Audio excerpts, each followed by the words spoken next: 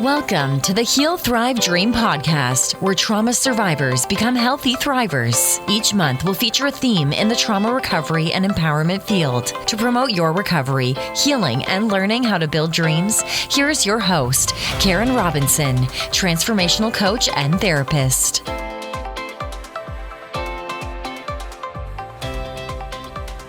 Hello. Welcome to the Heal, Thrive, Dream podcast. Today, our guest is Michelle Rose Kennedy. She is known to many as the Reiki Master of Reiki Masters.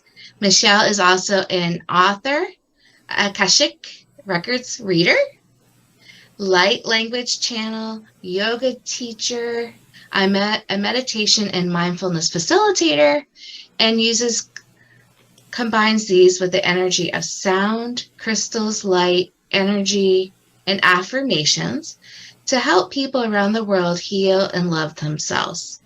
Her book, Hold Space, Affirmations and Meditations for Healing and Loving Yourself, is available now. We'll have that in the show notes. I just put my copy on my wish list. I was going to order it, but I'm way over my quota for ordering books this month. So it looks wonderful, Michelle. Thank you for being here. Thank you for having me. And I agree with you. I can't tell you how many books I have in my Kindle reader that I have not gotten to. So I appreciate that. Yes, I do plan to read it and review it. So I do.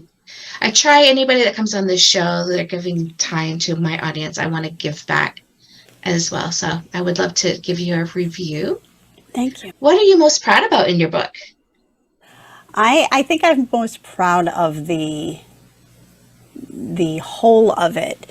I have been writing since I was in single digits and never published anything. And that was a long time coming. And I want to say it was part of my own healing journey and imposter syndrome of thinking I couldn't or wasn't good enough. And when we all got shut in the pandemic, it was like, I have no excuses in my way anymore. It's time. And I had some things that I intended to put in, a very brief kind of affirmation guidebook. And then it just expanded and expanded. And I was like, oh, this is a real book. And so, yeah, I'm very proud that I got the whole of it done and really fine-tuned the copy and the cover art the way it needed to be, and even the title. So all of it is a really big source of accomplishment and pride and overcoming. A labor of love, truly. Well, congratulations to you. I know it's a big deal. Thank you. Yeah. So you mentioned it was part of your healing journey. What about your own personal traumas are you comfortable in sharing with us today? Sure. In those single digits, I grew up in a very tumultuous household, one of three, the middle child, father, alcoholic, like active alcoholic for quite a bit of my childhood.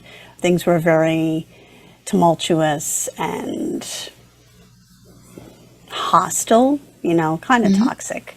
And just, from a therapeutic standpoint, I have an avoidant and anxious attachment style as a result, that a lot of that stuff I kind of had to, my coping mechanism was to go be alone and create imaginary worlds, whether I was just writing them or imagining and playing, doing imaginary play kind of stuff. So it was a rough childhood with two parents who literally were young teenagers growing up. They didn't have many tools, and even back then, who had tools?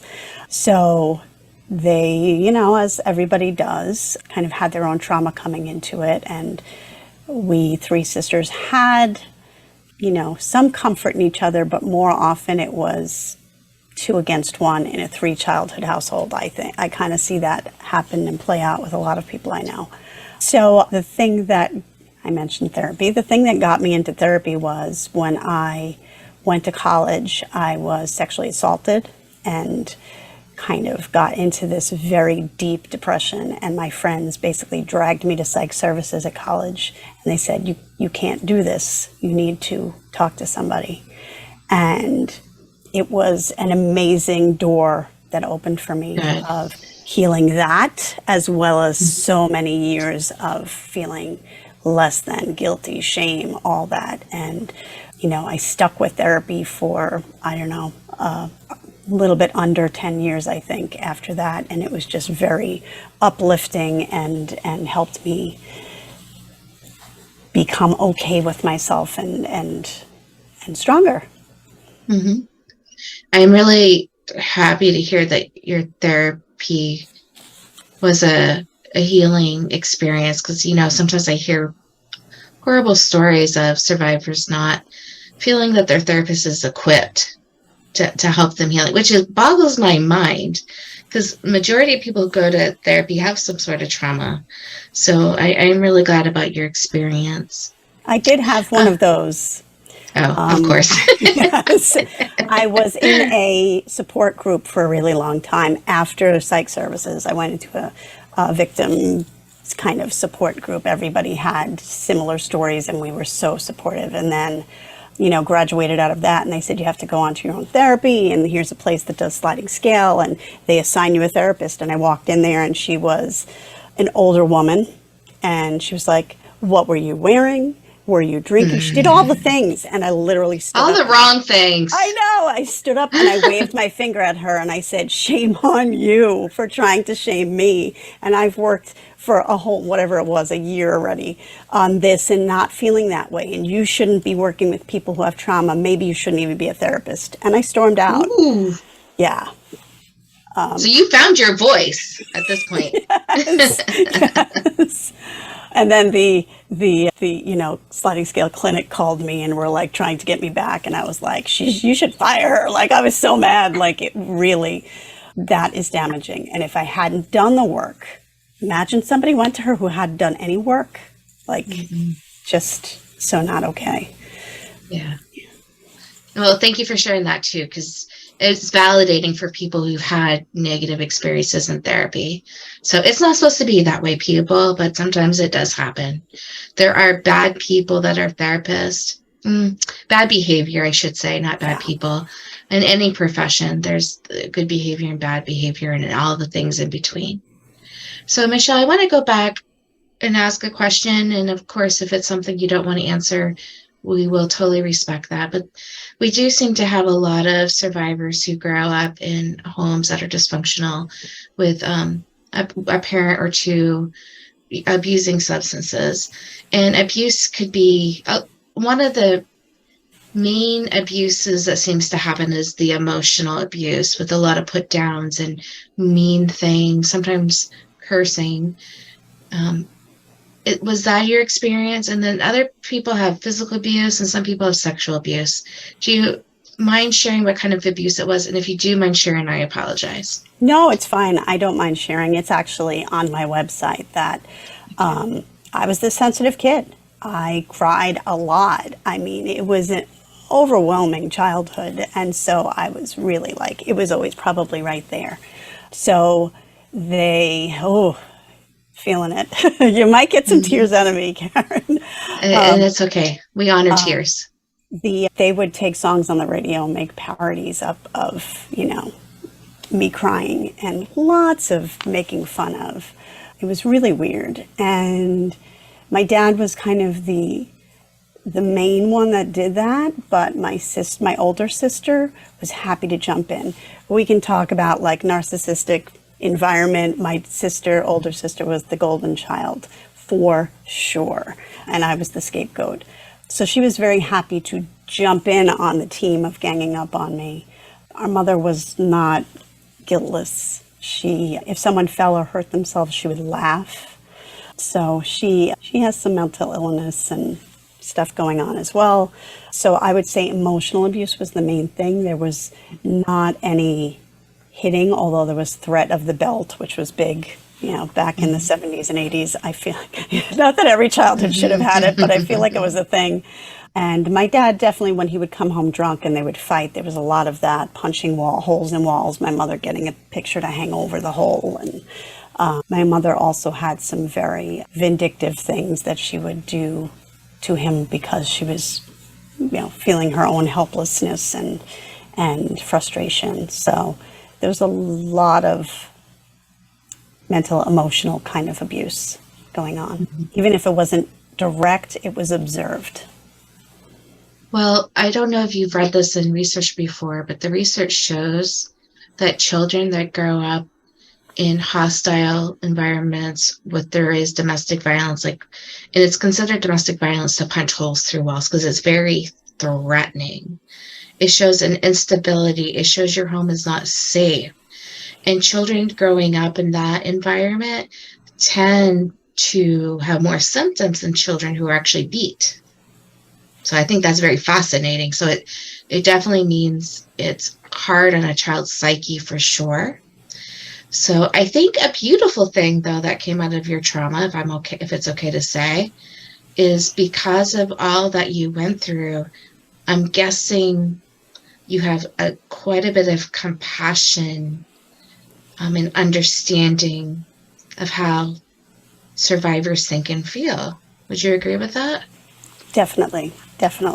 I mean, I wouldn't say like I'm a public advocate. I don't do that, but with the work that I do, I'm very big on advocating to drop the shame, kind of work through the shame and focus on the strength, because that word survivor, you survived, whether it was childhood neglect, abuse, and so on, or a rape or sexual assault. You survived.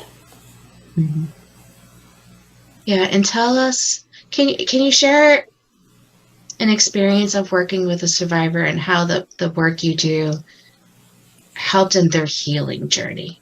Yeah, so I actually right away think of two of my clients in particular that had a lot of abuse in childhood, and they came to me in a state of almost childlikeness. Like, they may not appear that way in the world to other people, but I definitely see someone's energy when I first meet them and beyond.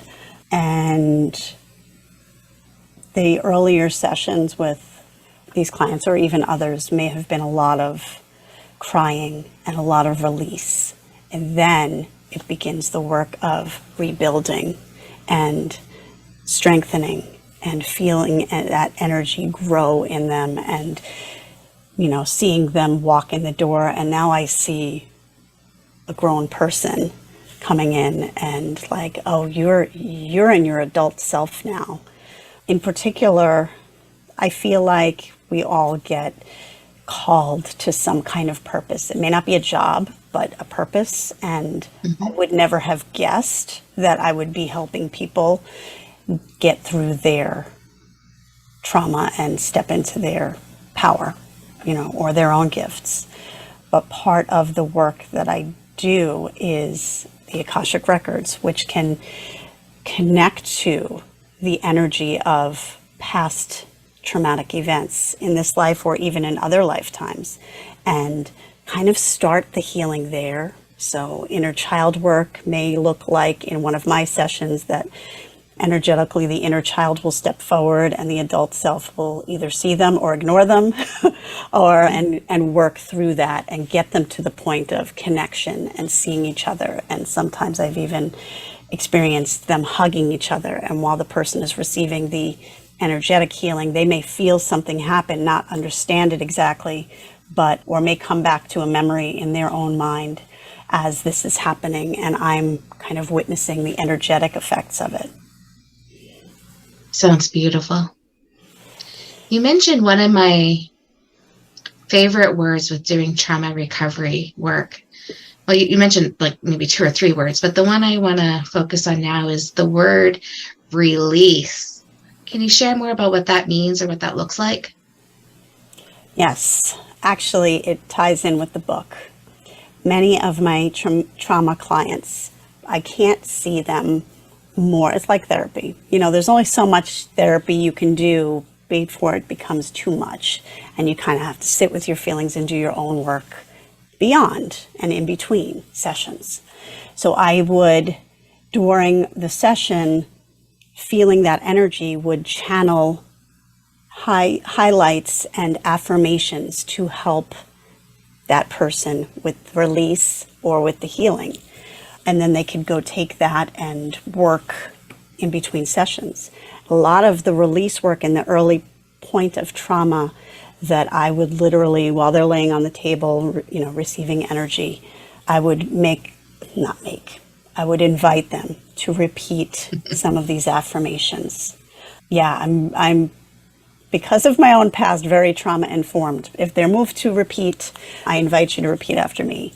Some things like, I release all the shame, I release all the fear, I release all the pain, and so on, like that. And sometimes it would take them a few minutes before they could even say it, because the tears would come, and that's part of the release. Yeah.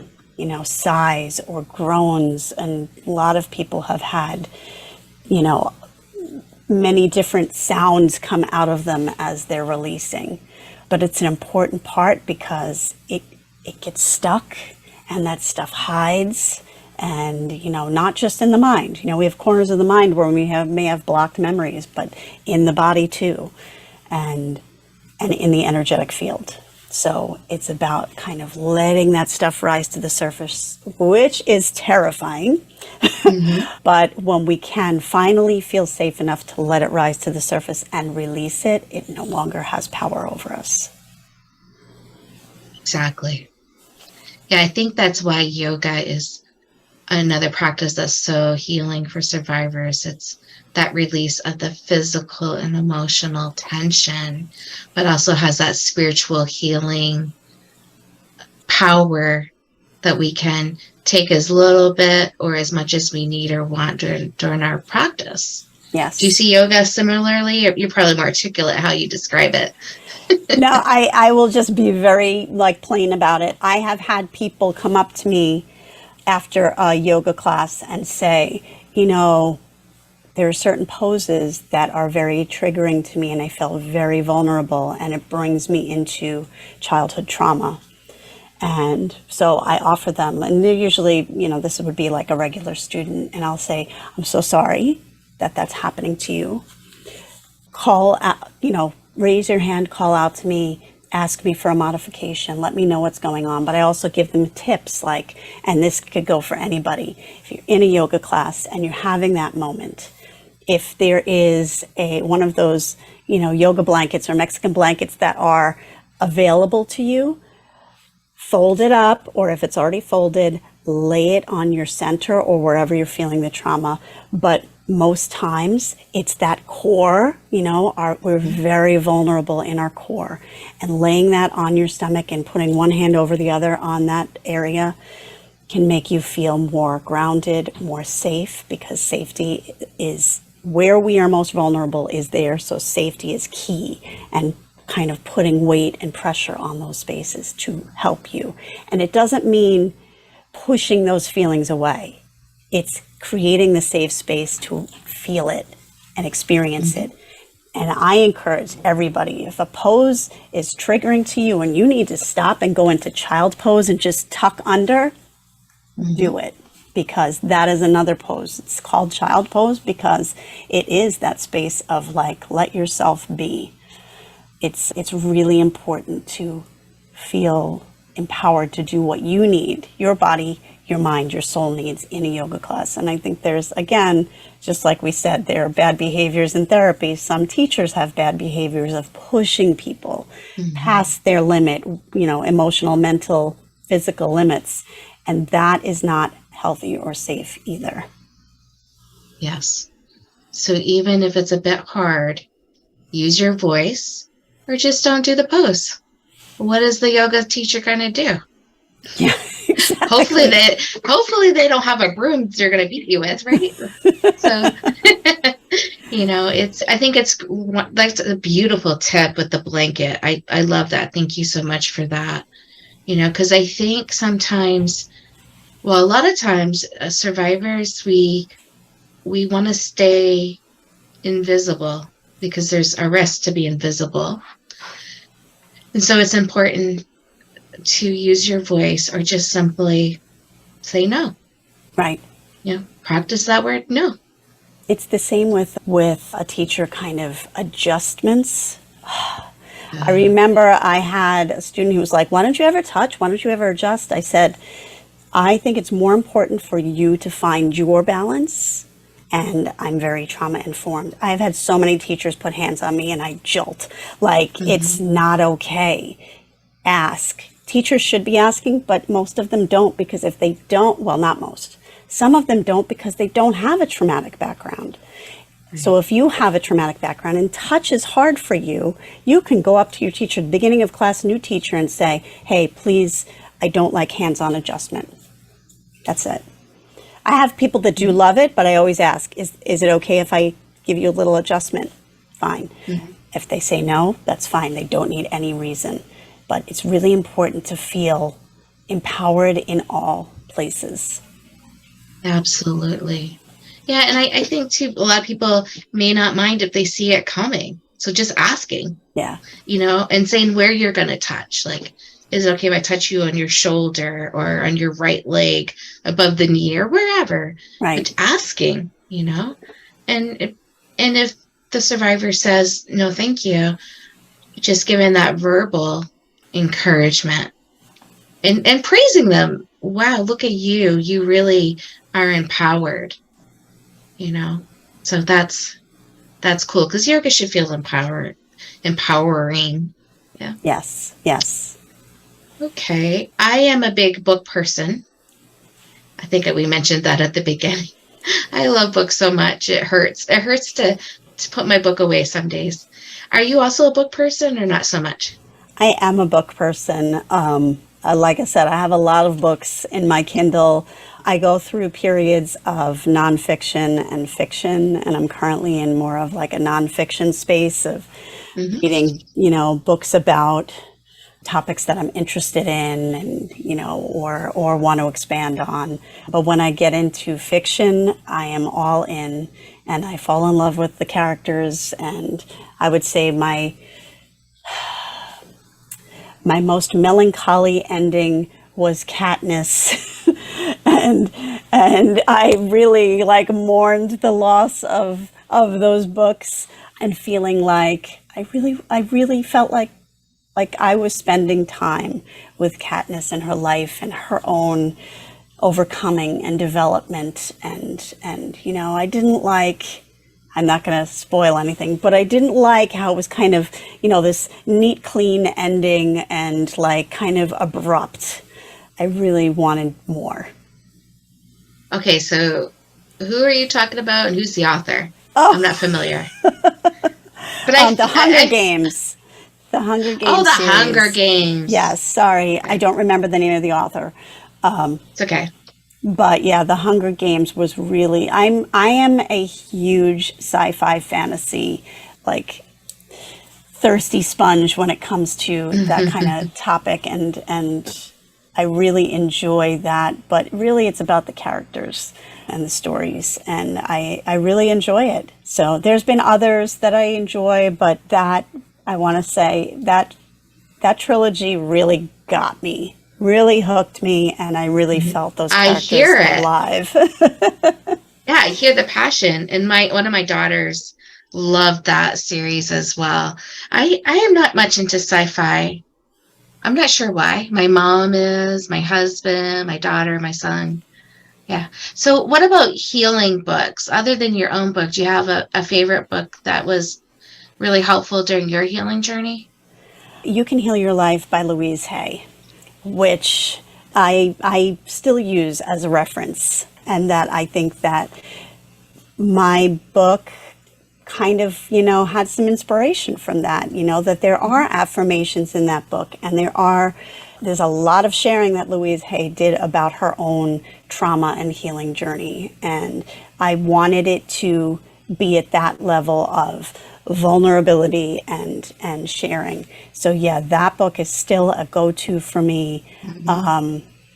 What else? Oh gosh, there's That's so a many. that's an oldie but goodie. Is that how we say it? Yeah. Yeah, exactly. Yeah, it's timeless. I mean, all of it still Mhm. fits, makes sense. Nothing that is said in that book is outdated. It really comes from a place of trauma informed Mhm. and written back in a time where that wasn't even a phrase that anybody knew. That's right. Hmm. Yeah. Yeah. I'm But you're welcome to give one more. Sure. Let's see. I actually will share one that I am reading right now. I'm just going to pull it out for a second to read the title correctly.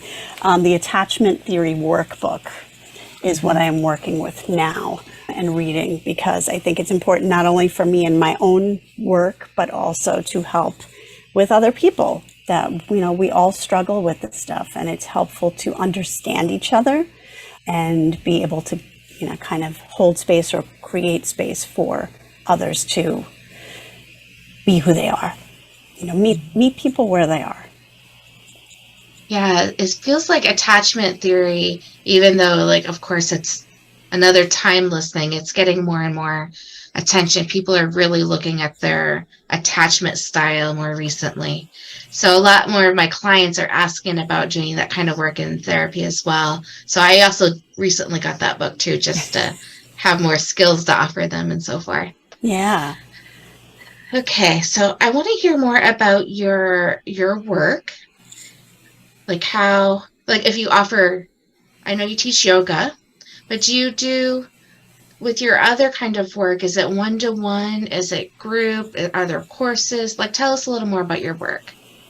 So yes, mostly it is one-to-one. I actually work with people all over the world remotely, because sessions energy can, go wherever it needs to go. And it's just Hmm. about holding that space and setting the intention. So I work with people one-on-one, either with just Reiki, which when I say just Reiki, my work is honestly never just Reiki, but I kind of have this layout of sessions that are more Reiki, and then the ones that are more Reiki and Akashic Records, which is kind of like that deeper dive into, it helps a lot with deeper dives into trauma and kind of getting to those spaces and shaking loose whatever needs to be released. Again, I'm not doing that shaking loose. That is creating the space that's safe for someone else to have that experience of release. And then I do classes. I teach Reiki classes. I teach a whole bunch of different little mini workshops on different energetic kind of expansion, like meeting your spirit guides and working with angels, or calling on your own energy and grounding and all kinds of things like that, breath work, meditation. And what else? I feel like there was another question you had or a topic that I didn't answer. No, I think you answered it. Okay. I So it also sounds work with like courses. animals, Okay, well, tell because us about that. yeah, Yeah. animals have trauma too. So I can communicate with animals through the Reiki work and the Akashic work, and many of them are very happy to share their past trauma or what they want and need in this new family experience. I actually had one dog that showed me the spot and point where she was abandoned by her former owner and said, but that is not my life. My life is with these people now. So she was very happy to leave that trauma behind and start anew. And other pets have literally shown some serious abuse and stuff that has happened. And I remember one dog came from a hoarder house, and it was like breeding and filth and dog fights, and she just showed me everything. And I also have access to a lot of the different clairs, like clairaudience, clairvoyance, and clairalience, which is smell. And so I could smell the stench of the place where she was living. Like, she literally shared that with me. And basically bridge that gap from the abuse to starting to feel safe in her environment and recognize that some people are safe. Okay. And so how do you handle when people don't have faith in the work you do? Of course, they probably wouldn't hire you anyway, but how do you address the, oh my God, you're too woo-woo? How do you address that? So yeah, that does come up from time to time. I usually preface some of the more woo-woo things that come through in sessions with a statement of, if this doesn't align with your beliefs or this seems too woo-woo out there, take what works, take what doesn't, take the symbolic value of what I'm saying, and leave the woo-woo aspects of it. Because, a lot of things in life are symbolic, not necessarily fact. So if I tell you, your angels are there and you're an atheist, just feeling that there is energetic support around you, that you can kind of make that leap. But yeah, my work is definitely not for everyone. Although I think everyone could benefit, but you have to be in that kind of mindset of ready and willing and being open. Yeah. Open-minded. Yeah. Yeah. Open-minded, spiritually, mentally, physically, all that would really help. And I think another thing to say is, if other approaches haven't worked for you, maybe this will. Yes. So it takes courage to try and do new things. So that's what we want to support, is lots of different ways to heal, and be brave in that healing journey.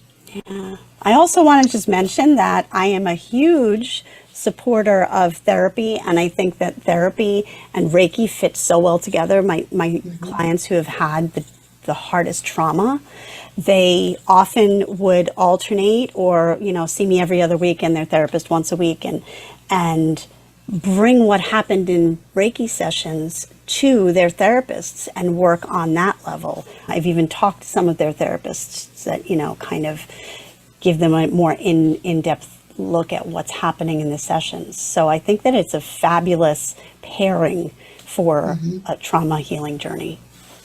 I completely agree. I've had clients over the years too do that, try different modalities, and marrying them together it's beautiful. Yeah. So the people who are curious, want to know more about you, who are considering working with you, what's the best way to reach you? The best way to reach me is myreikihealer.com. I'm also on Instagram pretty often. That is at myreikihealer. And you can reach out by email, which is the least quick way to get me, but text or a DM is the fastest and best way to reach me. And all of my contact info is on the website as well. Awesome. So before we say goodbye or see you later, what's one more tip you could give our audience? It can be about anything. I would say that the best tool that we all have to help ourselves, whether we're triggered or in a moment of feeling unsafe, is breath. When we are anxious or when we are triggered, we often either stop breathing or we do very shallow breath, which feeds the anxiety and feeds the trigger. So the best way to calm yourself is to take a deep breath. It can be quick or it can be short or long, but the slow exhale is the key. Slow exhale helps our heart rate slow down, helps our blood pressure go down, and also helps us ground. Great tip. I concur completely. Michelle, thank you so much for being a guest with us today. Thank you, Karen. I'm so happy to be here, and thanks for having me. Thank you for listening in today. Please join us next week, same day and time. Also, I would love for you to check out my website, healthrivedream.com.